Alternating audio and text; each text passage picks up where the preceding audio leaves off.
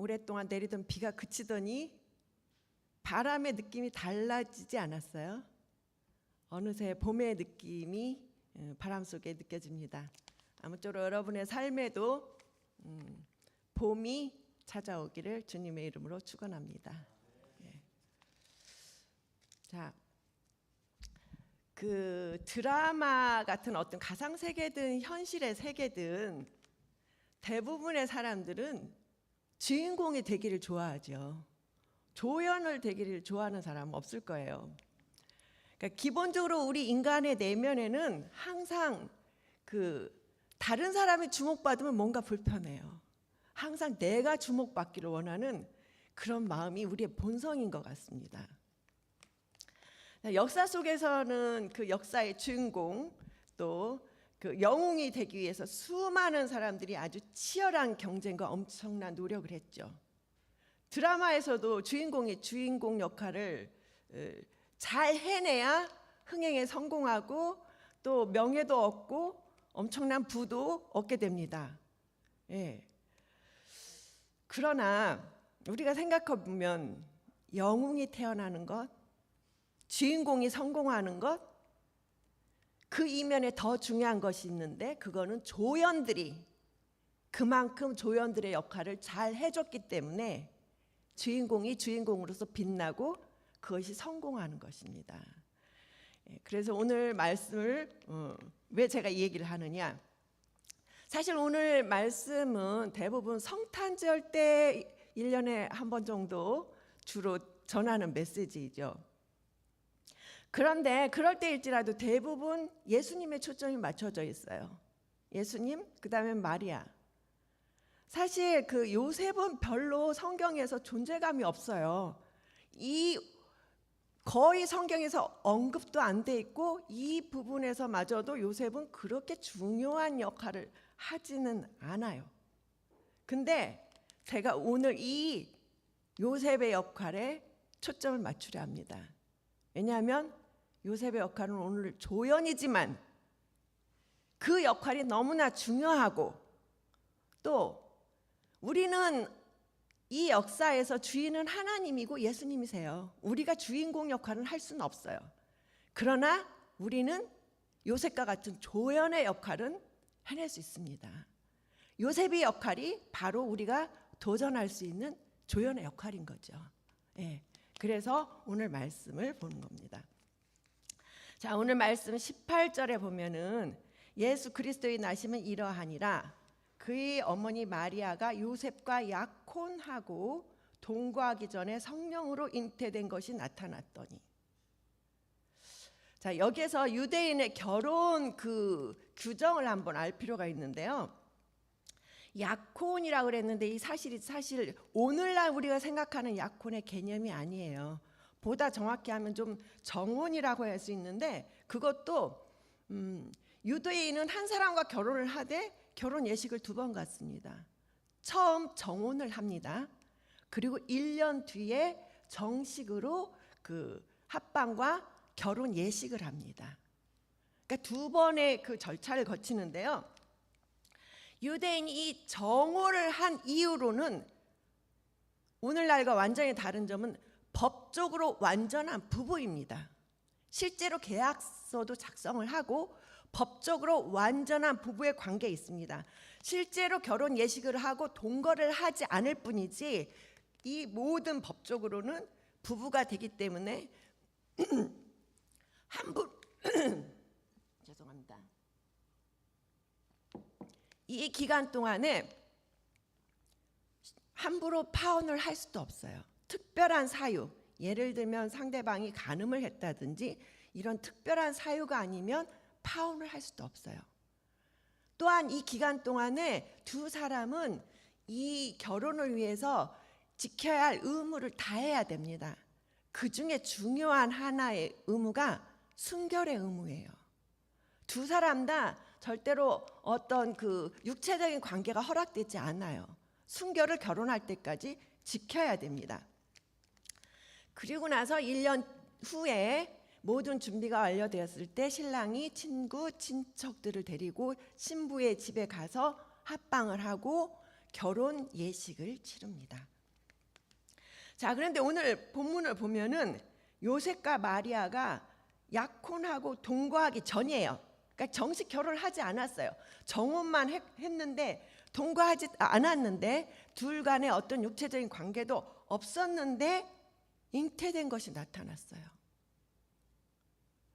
그럼 이건 상식적으로 한번 생각해 보세요. 기본적인 통념상 이건 어떤 상황이 바로 연결이 됩니까? 마리아가 다른 남자와 간음을 했다. 이렇게밖에 해석이 안 되는 거예요. 지금. 자, 실제로 이 기간이 그 정혼 1년이 거의 다 돼서 정식 결혼을 하고 마리아를 데려올 시간이 가까워진 시기로 봅니다. 근데 율법상으로 도저히 용납이 안 되는 상황이 벌어졌어요. 결혼 이전에 마리아가 잉태한 거예요. 유대 사회 통념상으로도 그렇고 율법상으로도 일어날 수 없는 일이 일어났어요. 이 소식이 이걸 알게 됐을 때 요셉이 얼마나 당황했을까요? 얼마나 이 소식이 청천벽력 같았을까요? 이제 정말 곧 결혼할 시간이 얼마 남지 않았는데 정말 이때 자기가 사랑하던 여인이 내 아내 될 사람한테 이런 일이 있다는 것이 얼마나 상심하고 그를 분노케 했을까요? 마리아에 대한 배신감, 그런 마음도 당연히 있었겠죠. 그게 아마 많이 요셉을 괴롭혔을 것으로 봅니다. 그런데 19절에 보면 그의 남편 요셉은 의로운 사람이라고 그랬어요. 그러면 유대적인 개념에서 의로운 사람은 어떤 사람일까요? 상식적으로 의로운 사람은 공의롭고 정의롭고 강직하고, 특히 유대적인 개념에서는 율법을 철저히 지키고 하나님을 따르는 사람. 그렇죠? 자, 그러면 율법에서 이런 경우에 어떻게 해결을 해야 된다라는 게 명백히 제시되어 있어요. 어떻게 돼 있어요? 신명기 22장 23절 24절에 보면 처녀인 여자가 남자와 약혼한 후에 어떤 남자가 그를 성읍 중에 만나 동침하면 둘 다 성읍 문으로 끌어내고 그들을 돌로 쳐 죽일 것이니. 그러니까 이런 경우에는 율법에서 하는 해결책은 돌로 쳐 죽이는 거예요. 예수님 당시까지 와서는 돌로 쳐 죽인 일이 아주 흔한 일은 아니었어요. 그러나 충분히 가능성이 있는 일이죠. 근데 마리아가 임신을 한 걸 고려해서 최소한으로 그 대처를 한다고 해도 마리아를 공개적으로 드러내서 망신을 주고 큰 치욕 가운데 평생을 살게 하는 거예요. 이게 최소한의 벌칙입니다. 이게 관례예요. 이렇게 한다 그래서 전혀 지나침이 없어요. 오히려 이것을 율법을 철저히 지켰으니 참 유대인을 입증할 수 있는 방법이기도 해요. 그런데 다음 말씀에 요셉은 의로운 사람이라 드러내지 아니하고 가만히 끊고자 하여. 그럼 이게 굉장히 모순된 상황인 거예요. 율법은 분명히 돌로 쳐서 죽여라 라고 돼 있는데 요셉은 의로운 사람인데 이거를 드러내지 않고 가만히 끊고자 했다. 굉장히 상충되는 요셉의 처사이죠. 자, 그래서 요셉의 마음을 다시 한번 보면은 요셉이 당연히 너무 상심하고 낙심하고 분노하고 괴롭고 했겠지만 결국 요셉은 깊은 번민 후에 결단을 내렸습니다. 어떻게? 드러내지 아니하고 가만히 끊고자 하여. 예.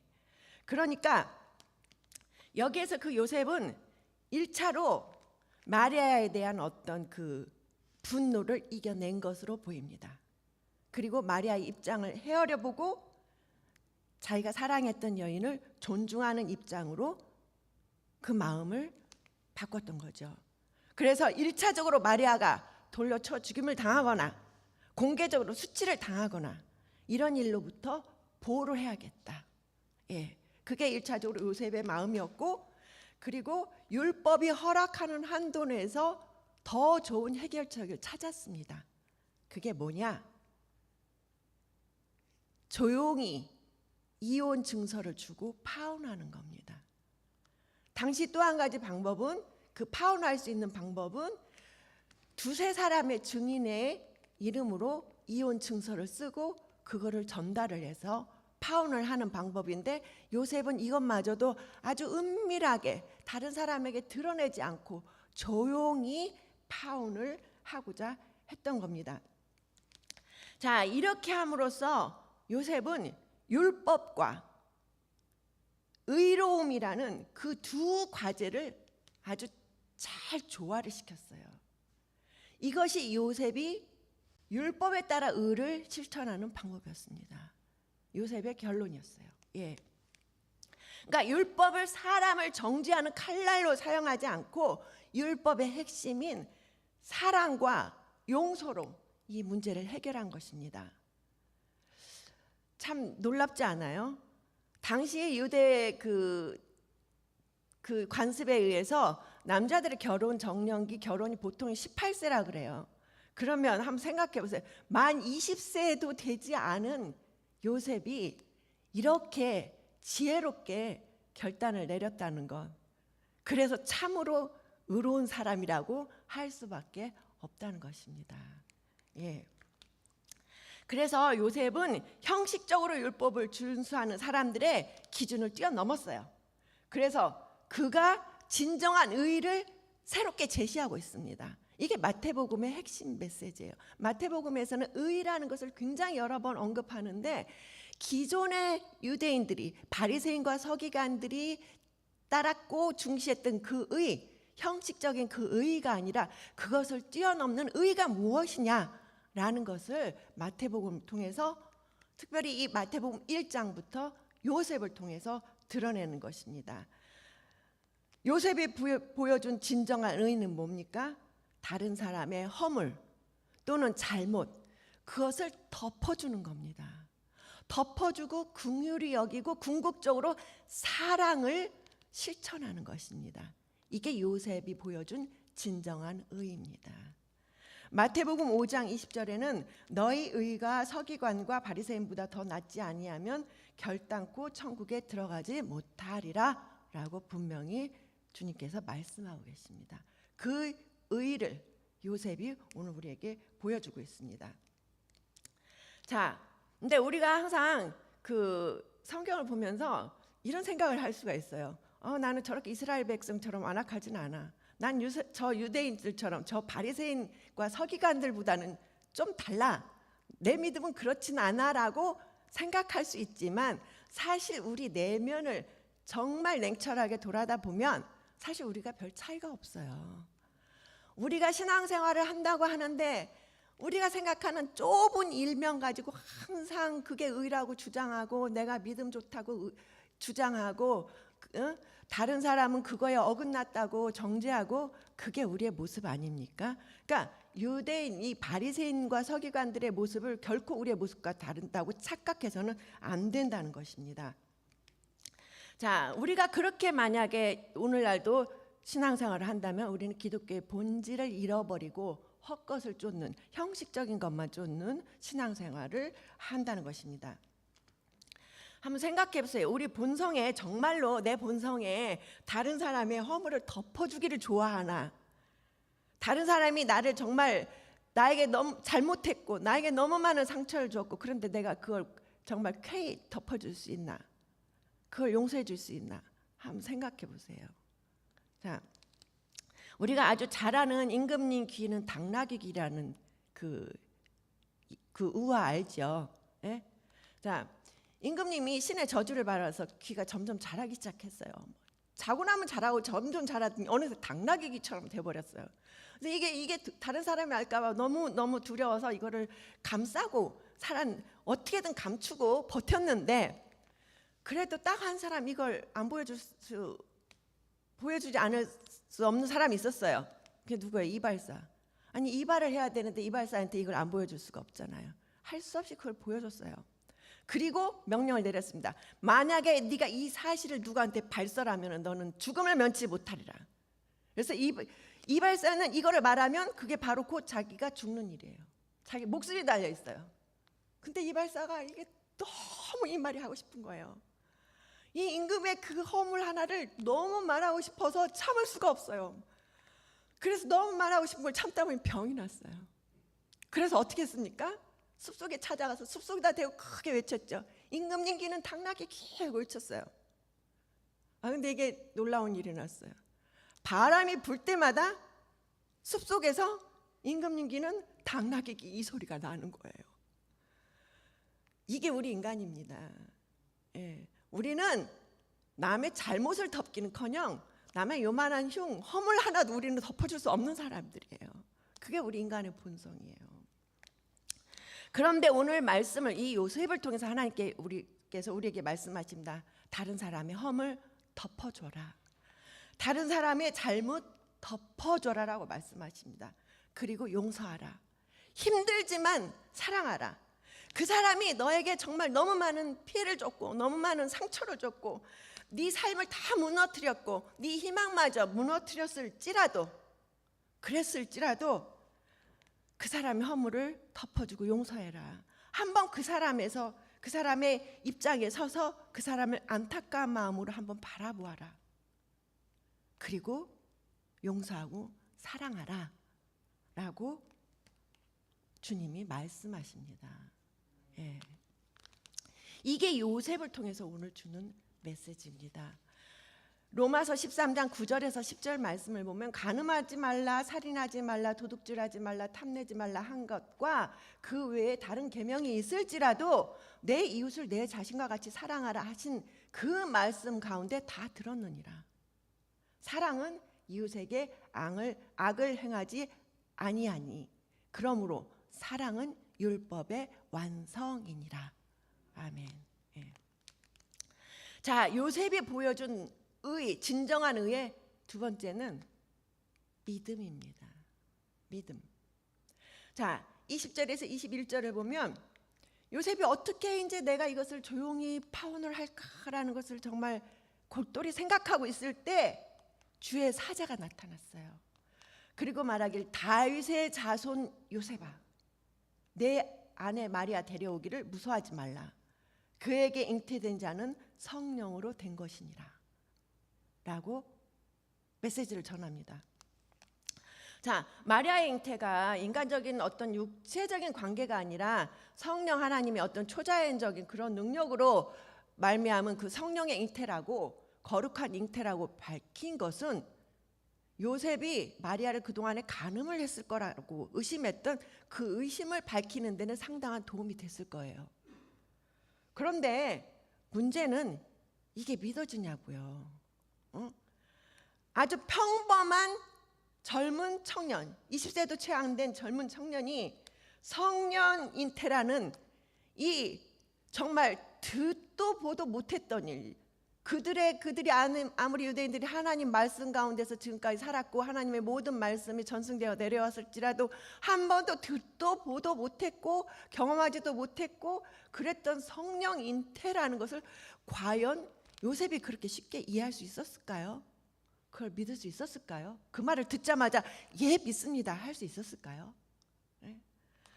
오히려 마리아가 성령으로 잉태됐다는 것 자체가 너무 두렵지 않았을까요? 두려워서 정말 오히려 더 거부감이 느껴졌을 수도 있었을 것 같아요. 요셉이 원하는 건 어떤 삶이었어요? 평범한 일상적인 삶이에요. 그냥 사랑하는 사람과 결혼해서 일상적인 평범한 삶을 누리는 그게 자신의 그 소박한 희망이었는데 하나님 다 좋아요. 성령 잉태도 좋은데 근데 왜 하필 저입니까? 이렇게 말하고 싶지 않았을까요? 왜 제가 이 일을 감당해야 합니까? 이해도 안 되는데 믿어지지도 않는데 왜 접니까? 이런 생각이 들지 않았을까요? 자, 그런데다가 천사는 계속 말합니다. 아들을 낳으리니 이름을 예수라 하라. 이는 그가 자기 백성을 그의 죄에서 구원할 자이심이라 이렇게 말하고 있어요. 그러니까 보통 그 자녀에 대한 이름을 짓는 그 명명권은 아버지에게 있어요. 근데 이 명명권이 하나님이 가지셨다고 분명히 밝히십니다. 내가 아버지야. 분명히 그 친부권을 밝히시고 너는 양부라는 거를 분명히 이 말씀을 통해서 암시하고 계십니다. 게다가 걔 이름도요. 예수, 구약에서 여호수아, 헬라 음역으로는 예수아. 이 이름이 뭐예요? 여호와는 구원이시라. 이름의 의미가 굉장히 크고 의미심장해서 사실 아무나 쉽게 그 이름을 지을 수 있는 그런 이름이 아니었어요. 예. 게다가 자기 백성을 죄에서 구원할 자라는 말도 이게 심상치가 않은 말이에요. 이 말은 유대인의 어떤 통치자로 오신 메시아의 왕적 권위를 상징하는 거기 때문에 이 말도 요셉에게는 굉장히 놀랍고 받아들이기가 쉽지 않은 그런 말씀입니다. 이 모든 걸 다 생각했을 때 요셉이 생각하는 거는 뭔가 어렴풋한 게나마 메시아, 예수, 자기 백성을 구원할 자. 그럼 구약에서부터 그 조상들로부터 대대로 예언돼 왔고 그 아브라함으로부터 또 다윗으로부터 계속 확약됐고 예언돼 왔던 그 메시아이구나. 메시아와 연관된 범상치 않은 그런 아이구나라는 걸 어렴풋하게 짐작할 수는 있지만 이것을 그렇게 쉽게 믿을 수 있겠냐는 거예요. 오늘날에도 예수님이 오신 이후에 사는 우리들은 이미 예수님이 오셨고 메시아적 사역을 감당하셨고 또 십자가에서 돌아가셨고 부활해서 승천하셨고 모든 것이 기록으로 남아있는데도 오늘날 너무 많은 사람이 이거를 믿지를 못하는데 구약시대부터 내려온 그 전승된 그 말씀만 가지고 과연 요셉이 이것을 듣자마자 예 믿습니다 할 수 있었냐는 거죠. 그건 쉽지는 않았어요. 그런데 그럴지라도 요셉은 이걸 믿었습니다. 왜? 하나님을 신뢰하기 때문에. 지금 내 앞에서 벌어진 상황을 믿을 수 이해할 수도 받아들이기도 쉽지 않지만 나는 도대체 내 능력으로 내 지혜로 감당이 안 되는 일이지만 요셉은 근본적으로 하나님을 신뢰하기 때문에 믿었습니다. 그래서 요셉이 보여준 의는 뭐냐면 하나님을 신뢰함으로 믿는 것입니다. 우리도 마찬가지입니다. 우리 인간의 지혜로 어떻게 하나님의 뜻을 다 헤아리겠습니까? 우리가 어떻게 하나님의 그 모든 내 삶에서 일어나는 모든 것들을 다 우리가 이해할 수 있겠습니까? 네? 요셉뿐만 아니라 우리도 이해할 수 없습니다. 만약에 내가 상식적으로 말이 되고 합리적으로도 논리적으로도 다 충분히 납득이 돼서 믿는다는 거는 사실 정확히 말하면 믿는 건 아니에요. 그거는 동의하는 겁니다. 그거를 내가 어그리하는 거예요. 인정하는 거죠. 그거를 온전히 믿는다고 할 수는 없어요. 믿는다는 건 뭡니까? 내가 어떤 사람, 나 너 믿어. 나 누구누구 믿어 하면 그 사람을 신뢰한다는 거예요. 지금 내 앞에서 벌어진 일, 우리 삶에서도 마찬가지예요. 내 삶에서 일어나는 일, 내가 도저히 이해할 수도 없고 납득할 수도 없고 나는 A를 원하는데 하나님은 항상 B로 응답하시고 도대체 내가 원하지도 않은 일을 자꾸 하나님은 또 주시고 내가 도대체 이해할 수 없고 받아들일 수 없을지라도 우리가 하나님을 믿는다는 것은 하나님에 대한 절적인 신뢰가 있기 때문에 믿는 것입니다. 그래서 오늘 요셉이 보여준 의라는 것은 하나님에 대한 전적인 신뢰 가운데 내 삶에서 어떤 일이 일어날지라도 그럼에도 불구하고 하나님을 믿는 믿음입니다. 예. 자, 그 다음에 요셉이 보여준 또 진정한 세 번째 의는 뭐냐면 순종하는 겁니다. 오늘 천사가 말합니다. 내 안에 데려오기를 무서워하지 말라. 무서워하다는 거에 그 원래 그 헬라어의 의미는 두려워하다, 주저하다야. 그런 의미입니다. 그러니까 마리아를 이제 내 정식 아내로 데려오는 거를 두려워하지도 주저하지도 말아라는 거예요. 근데 사실 이게 쉬운 일입니까? 마리아 잉태한 것이 이미 드러났어요. 이런 마리아를 아내로 데려와서 정식 결혼을 한다는 것은 세상 모든 사람의 비난을 감수해야 되는 거예요. 예. 주위 사람들이 율법에 따라서 정죄할 것이고 부정한 아내를 취했다고 비난할 것이고, 야 너는 정말 성령 잉태라는 걸 믿냐? 너 바보 아니니? 게다가 간음해서 난 그 여자의 아이를 네 아들로 입양해서 네 아들로 키운다고? 바보 아니야? 이렇게 조롱하고 비난하는 것을 다 감수해야 됩니다. 근데 평범한 삶을 바랬던 요셉에게는 이게 얼마나 두렵고 망설여지는 일이겠어요. 그럼에도 불구하고 아내 데려오기를 무서워하지 말라 했는데 요셉이 잠에서 깨어 일어나 주의 사자의 분부대로 행하여 그 아내를 데려왔다고 했어요. 이게 바로 요셉의 진정한 순종입니다. 내가 너무너무 무섭고 두렵고 주저되고 하기 싫고 거부하고 싶지만 그럼에도 불구하고 하나님의 뜻에 순종하는 것. 예. 그것뿐만 아니라 아들을 낳기까지 동침하지 아니하였다 그랬어요. 이제 아내로 데려왔고 18세 20세 청년인데 그 아내가 아이를 낳기까지 완전히 동침하지 않고 절제하고 하나님의 뜻에 순종했다는 것입니다. 자, 우리도 하나님이 요구하시는 건 이런 순종이에요. 내가 순종할 만해서 순종하면 그건 순종이 아니죠. 할 만하니까 하는 거는 모든 사람이 다 하는 겁니다. 이방인도 하고 죄인도 합니다. 절대로 할 수 없을지라도 정말 내가 절대로 하나님 이것만큼은 저는 못합니다 라고 뻗댔을지라도 하나님을 신뢰하기에 그 뜻에 따라 순종하는 것, 그것이 진정한 순종이라는 걸 오늘 요셉은 보여주고 있습니다. 자, 요셉이 이렇게 의롭게 행함의 결과는 무엇입니까? 다윗의 계보를 통해서 메시아를 보내시리라는 하나님의 뜻이 실현된 것입니다. 마태복음 1장 1절에 아브라함과 다윗의 자손 예수 그리스도라고 그랬어요. 오늘 20절에 천사가 요셉아 그냥 부르지 않았어요. 다윗의 자손 요셉아라고 불렀어요. 자, 이 의미가 굉장히 큰 거죠. 너는 그냥 요셉이 아니야. 다윗의 자손 요셉이야. 그 언약의 계보를 이은 요셉이야 라고 말하는 거죠. 이로 인해서 이 모든 것에 순종함으로 인해 요셉은 참으로 두렵고 힘든 삶을 실제로 살았습니다. 그러나 그는 하나님을 믿고 묵묵히 순종함으로 인간으로 오신 예수님의 탄생과 성장을 묵묵히 서포트하는 역할을 했습니다. 참으로 신실하게 했습니다. 아내 마리아를 세상 사람의 비난과 조롱으로부터 보호하고 묵묵히 사랑으로 감싸주었던 그런 감싸주는 사랑을 실천했습니다. 이 의로운 사람 요셉의 행함을 통해서 하나님께서 태초부터 예정하셨던 메시아, 아브라함과 다윗에게 약속했던 메시아, 이스라엘 백성이 그렇게 오랫동안 갈망해왔던 메시아가 이 땅에 오시게 되었습니다.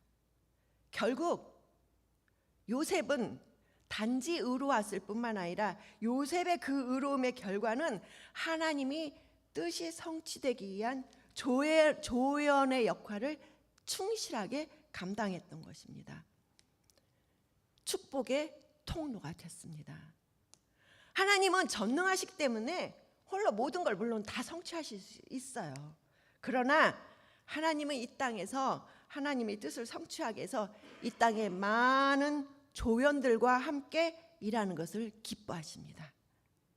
그 조연들이 많아질수록 하나님 나라는 더욱 풍성한 나라가 되고 그 조연들이 하나님의 축복의 통로가 됩니다. 그 역할을 할 사람들로 바로 우리들을 부르고 계십니다. 하나님이 이렇게 말씀하십니다. 너희는 단순한 조연이 아니야. 너희는 내가 이끄는 이 역사에서 너희는 나의 동역자야. 그 동역자로 하나님이 우리를 부르고 계십니다. 아무쪼록 여러분, 요셉을 통해서 오늘 보여주신 그 의, 정말 어떤 형식적인 믿음이 아니라 온전히 다른 사람의 허물과 잘못을 덮고 용서하고 사랑으로 나가는 그 의, 하나님 뜻에 내가 비록 받아들일 수 없을지라도 그 하나님을 신뢰함으로 하나님을 믿고 그 뜻에 순종하는 그러한 의로운 사람으로서 충실하게 여러분이 거듭나기를 바랍니다. 아무쪼록 그를 통하여 여러분들이 하나님의 언약의 축복의 통로가 되고 이 땅에 하나님 나라를 이루어가는 귀한 사명을 잘 감당하는 복된 여러분 되시기를 주님의 이름으로 축원합니다. 기도하겠습니다. 하나님, 참으로 저희는 부족합니다. 저희 본성을 보면 어떤 것도 해낼 수도 없고 하나님을 믿을 수도 없고 순종할 수조차 없는 정말 그런 존재들입니다. 그럼에도 불구하고 오늘 요셉을 통해서 다시 한번 할 수 있다라고 보여주십니다. 그리고 우리를 격려하십니다. 그리고 우리를 부르십니다. 아무쪼록 오늘 이 말씀을 통하여 우리가 새롭게 힘을 얻고 새롭게 결단하여 하나님의 부르심의 뜻을 향하여 나가는 우리 귀한 성도들 되도록 주님께서 그 길을 인도하고 격려하여 주시옵소서. 모든 말씀 우리 주 예수 그리스도 이름으로 기도드립니다.